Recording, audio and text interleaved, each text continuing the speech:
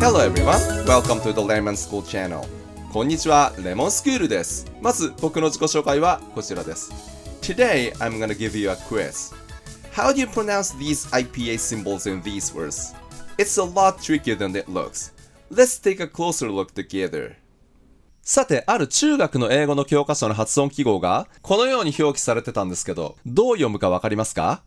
ちょっと考えてみてください。今日の話は私が以前書いた論文のネタから取り上げたいと思います。ちょっとバックグラウンドなんですけど、中学の文科省検定済みの英語の教科書は6種類あります。それで4年ごとに教科書は改訂されるんですけど、これはある時期のある教科書に載ってた発音記号です。あまり批判をしたくないので、できるだけみんな仲良く前向きに行きたいので、いつのどの教科書っていうのはあえて言わないでおきます。あと辞書では普通音素を表すスラッシュを使ってるんですけど、教科書ではこの音声を表す角張った括弧を使ってるので、今日はそのままこの括弧を使いますけど、実際には音素記号と同じ扱いになってます。それでこの記号をパッと見ると、イメージとしては、お、お、あですよね。それで単語全体を読むと、lost, on, hot みたいな感じだと思いますよね。でも実は全然違うんです。まずイギリス英語で読むなら、本当は全部同じ音なんです。ケインブリッジの辞書で見てみましょう。ちなみになんでケインブリッジの辞書をよく使うのかというと、発音記号が日本人に馴染みのある記号を使ってるのと、あとイギリス英語とアメリカ英語の両方の音声が載ってるからです。イギリス英語は全部この記号ですよね。音声を聞いてみましょう。lost, lost, on, on, hot, hot。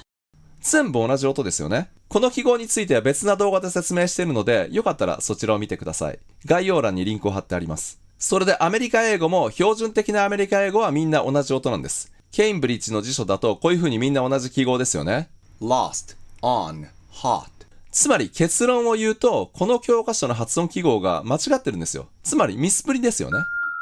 別に間違えてることを責めたいわけじゃないんですよ。それはまた後でお話しします。とりあえず今見ていただきたいのは、これは別な動画でも説明してるんですけど、この記号はアメリカ英語でしか使わないんですよ。それでこの記号はイギリス英語でしか使わないんです。こっちはアメリカだけ、こっちはイギリスだけ。だから英語にはこういう区別はないんです。これどっちもフォニックスでいうショート O っていう音なんですけど、アメリカ英語かイギリス英語かの違いを違う発音記号で書き分けているということです。でもこういう風に単語によってアメリカとイギリスの発音記号をミックスされちゃうと、学習者としては困りますよね。同じ音はどっちかで統一してほしいですよね。基本的に中学の英語の教科書では同じスペースにイギリス英語とアメリカ英語を両方表したいんですよ。同じスペースに。で、このショート O っていう母音に関しては基本的にはアメリカ英語のこの記号で書くことになってるので、簡単なのは全部この記号に書き換えることなんです。アメリカ英語で読みたいなら実際の音声はちょっと長めにしてlost, on, hot。イギリス英語で読みたいならちょっと口を縦にして短めにしてlost, on, hot みたいな感じです。というように音声は自分で読みたい方言に合わせて微調整すればいいということです。ではアメリカ英語の方の音声を聞いてみましょう。lost, lost, on, on, hot, hot。最後だけちょっと音が違いますよね。lost, on, hot。音が違って聞こえない方はむしろその方がいいです。安心してください。標準的なアメリカ英語とは関係ない話なので全く気にすることないです。で、ここからしばらくはちょっと話が複雑になるので分からなくても全然大丈夫です。複雑だということだけ覚えておいてください。それでついてこれそうな方にだけ詳しく説明すると、アメリカ英語ではニューヨークとか地域によってはフォニックスでいうショート O に2種類の音があるんですよ。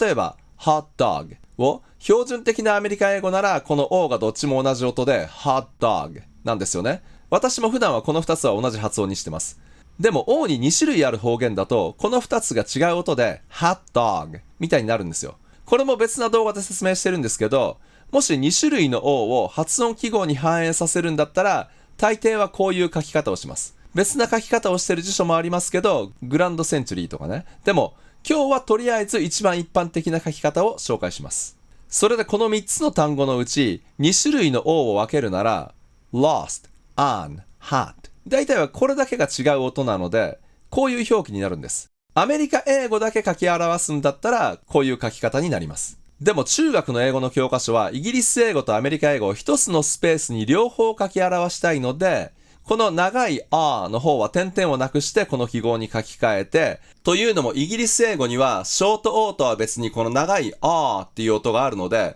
それと区別するために点々はつけられないんです。で、こっちはこういう風にカッコ点々っていう書き方をするんですよ。このカッコ点々の意味も別な動画で詳しく話してますけど、点々をつけたらアメリカ式、点々がなかったらイギリス式という意味なんですよ。だから中学の英語の教科書の発音記号の慣例に従うなら、こう書くのが正しい書き方です。上はミスプリです。下が正しい書き方です。だけどこう書かれてあるけど、標準的なアメリカ英語で読みたいなら、これらの記号をこっちに変換して、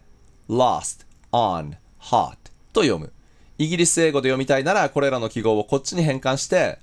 lost, on, hot みたいな感じで読む。もうこれだけで複雑すぎますよね。無理でしょう。だいたいこの2つが違う記号で書かれているのに全く同じ音で読むっていう勇気がないですからね。これ絶対中学生には無理だと思います。もうこんなの読めてたまるかっていう感じでしょう。正しく書かれてあっても読むのがこれだけ難しいんです。ましてこんな風に文科省検定済みの教科書だからそれを信じて読んだら、実はミスプリでした。ミスプリを解読しなきゃいけない。となるともう完全に無理ゲーですよ。まあ間違いは誰にでもありますし、この教科書の改訂後のバージョンはちゃんと修正されてたので、別に教科書を責めたいわけじゃないんですよ。このミスプリはあくまで氷山の一角で、別にこの教科書だけじゃなくて他の教科書でも発音記号のミスプリはもう至るところにあるんですよ。確かに6個の教科書の中でも比較的発音記号に力を入れてるものと比較的入れてないものの温度差はありますけどね。それでポイントは、英語音声学を教えてる先生たち25人にこれらの記号を見せて、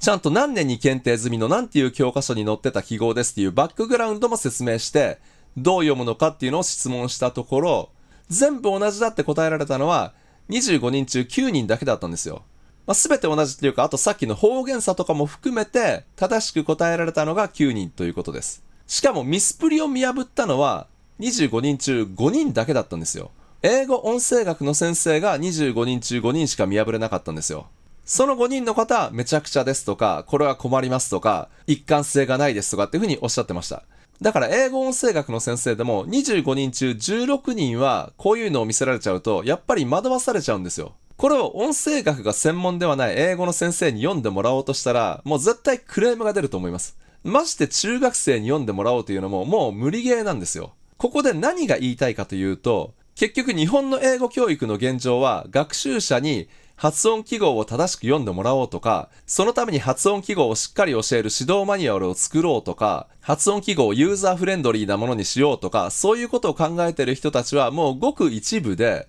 全体的には、ちょっと極端な言い方をすると、教科書に何も発音記号を載せないのはまずいから、とりあえず発音記号を載せておこうっていう程度の気持ちなんですよね。で、記号が間違ってても、どうせその間違いに気づける人もほとんどいないし、